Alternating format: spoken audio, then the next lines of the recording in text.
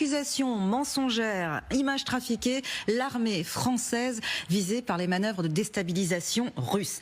Un article qui met donc en lumière une série d'attaques, de fausses informations qui ciblent donc notre armée française et qui sont attribuées donc à des acteurs russes ou pro-russes. L'état-major français a donc, dans ce très bon article, recensé en fait toute une série d'opérations de déstabilisation dont l'objectif est évidemment de décrédibiliser l'armée française. Alors, parmi les exemples concrets, nos confrères évoquent donc une opération qui consiste en fait à suivre les déplacements de certains soldats, de tous les soldats français ayant effectué avant la guerre, c'est important, une mission à l'ambassade d'Ukraine et fait croire en fait que ces déplacements ont eu lieu pendant la guerre et donc que la France envoie actuellement des troupes françaises en Ukraine. Autre exemple très parlant, justement. On y apprend via les réseaux russes que la France envoie cette fois des mercenaires se battre aux côtés des Ukrainiens. Alors oui, des mercenaires français ont effectivement pu s'engager individuellement, mais il ne s'agit pas là d'une politique délibérée de l'État. Et puis cet autre extrait qui est très parlant et qui est mentionné ici, vous allez voir une opération, une campagne à viser cette fois les montres connectées appartenant à des soldats français en Roumanie, modifiant leur géolocalisation pour prétendre que ces soldats se trouvaient en fait en Crimée, c'est pas rien, Christophe. Alors on se souvient également du piratage du site du ministère français des Armées. Absolument, un gros coup, opération coup de poing vraiment qui portait évidemment, selon les autorités françaises, clairement la marque de la Russie. Alors c'est un faux site internet, regardez ce qu'avait tweeté, sur X, le message qu'avait publié le ministère des Armées. Donc ce faux site internet fabriqué donc par des Russes, donc appelait 200 000 Français à rejoindre les rangs de la France pour aller s'engager en Ukraine. L'idée était évidemment de semer la confusion et de suggérer une implication directe de la France dans ce conflit ukrainien. Alors, évidemment, on l'a compris, la France semble prendre la mesure de ce phénomène, de cette menace, mais alors, a-t-elle les moyens, finalement, de se défendre efficacement? Rien n'est moins sûr. Oui, effectivement. Et en plus, on se souvient de l'époque de feu Prigojine, le patron de Wagner. Il y avait des opérations de déstabilisation, notamment dans ces pays africains, dont on a été chassé depuis. On se souvient aussi de ces manifestations qui avaient été manipulées, et notamment même aussi d'un charnier qui avait été monté par les Russes. Voilà. Mais là, on avait réussi à contrer très très vite pour démontrer la manip. Grâce à une vidéo qui avait été publiée par drone. Ils s'étaient rendu compte qu'il allait se passer quelque chose. Ils avaient placé un drone, ils avaient pu déjouer le piège. C'est intéressant, Arthur, le fait que l'on soit directement attaqué. On va pouvoir se poser la question d'ailleurs, est-ce que c'est un peu ce que vous disiez, Kadi, pourquoi on n'est pas plus proactif?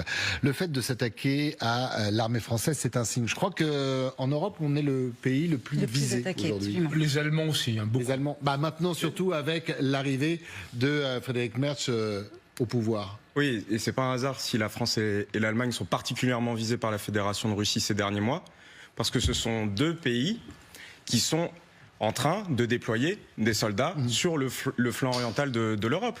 La France est présente militairement en Estonie et en Roumanie dans le cadre de missions de réassurance de l'OTAN.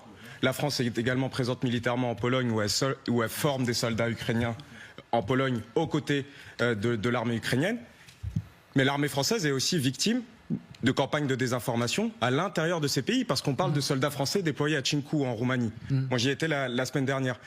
Juste avant le deuxième tour de l'élection présidentielle, des campagnes de désinformation pro-russes visaient l'armée française en disant que l'armée française se déguisait avec des habits de gendarmes et préparait un coup d'État en cas de victoire de Georges Simion, donc le populiste nationaliste roumain proche à la fois de Donald Trump mais aussi des positions de Vladimir Poutine.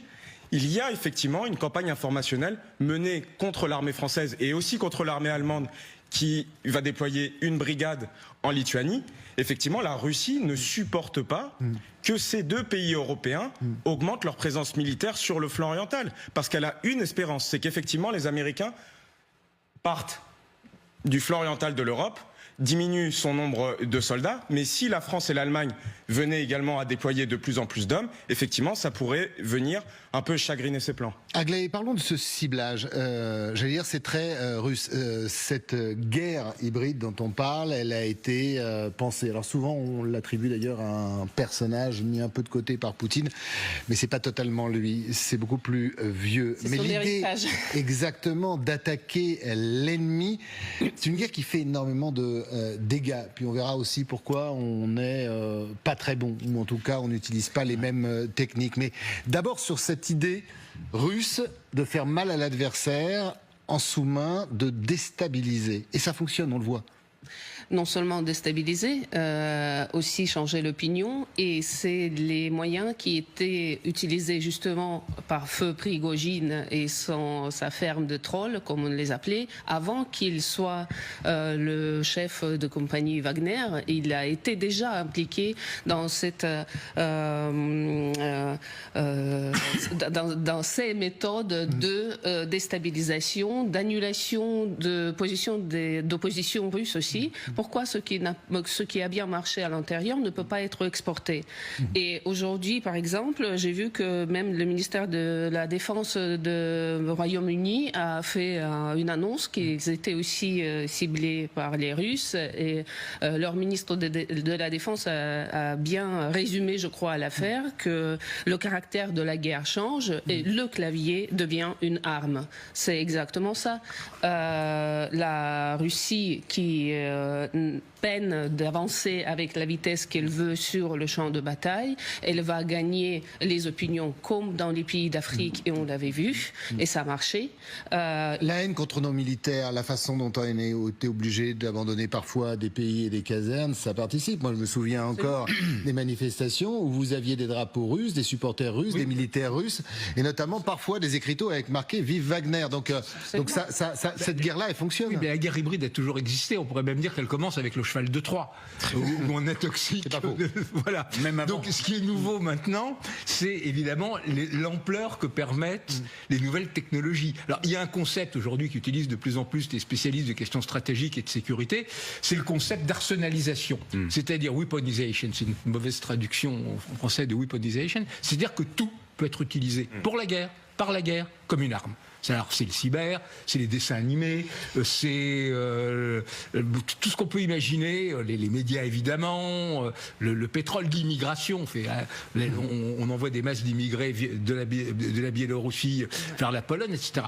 Et effectivement, les Russes là-dedans ont beaucoup d'avance. Ils y pensent depuis longtemps. C'est une vieille tradition. Même à l'époque tsariste, c'était des grands spécialistes de l'intox, etc. Mais ce qui est nouveau de la part des Français, c'est que pendant très longtemps, on hésitait à attribuer.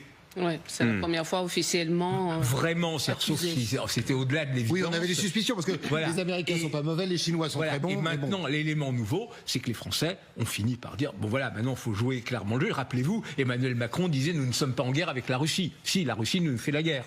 Nous, on n'est peut-être pas en guerre, mais la Russie est en guerre avec nous. Et donc maintenant, les Français n'hésitent plus à attribuer. On fait pareil ou on est plus mauvais ou plus discret? J'ai pas l'impression que ça fonctionne dans les deux sens.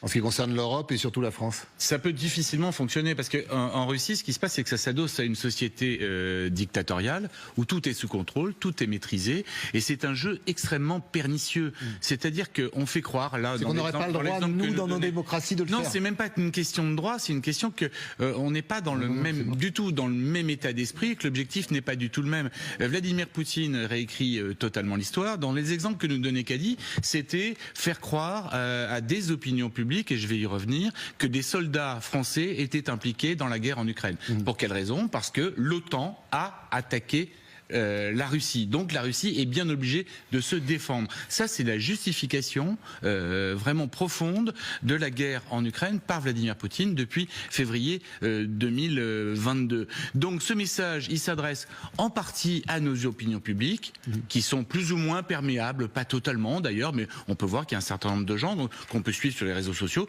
qui adhèrent à ce discours-là, mais il s'adresse aussi et surtout peut-être à mon avis aux Russes eux-mêmes pour bien qu'ils comprennent que la Russie est attaquée et que donc, si la Russie est attaquée, il faut qu'elle se défende et que la défense de la nation, ça implique des sacrifices, ça implique que ses enfants aillent se faire tuer au front, ça implique qu'on vive dans des conditions économiques de plus en plus difficiles. Une anecdote, en Russie aujourd'hui, depuis le début de la guerre, les pommes de terre ont augmenté de 200%. Alors je dis anecdote parce que ils achètent maintenant les pommes de terre. Ils en achètent en Mongolie, oui. Ils en achetaient en Biélorussie, mais Loukachenko n'en a plus à leur vendre. Donc vous voyez que... Il y a deux choses. Il y a les œufs aux États-Unis et les pommes de terre en Russie. Il faut expliquer pourquoi, et tout ça, c'est de la faute des pays occidentaux. Là, en l'occurrence, dans les exemples de la France. Mais pour ça, il y a la propagande interne. Ils n'ont pas besoin d'une propagande externe pour ça. Parce que la propagande interne, elle va réécrire les tweets de Trump en omettant que Poutine est fou, mais en bien soulignant que Zelensky ne dit pas ce qu'il faut.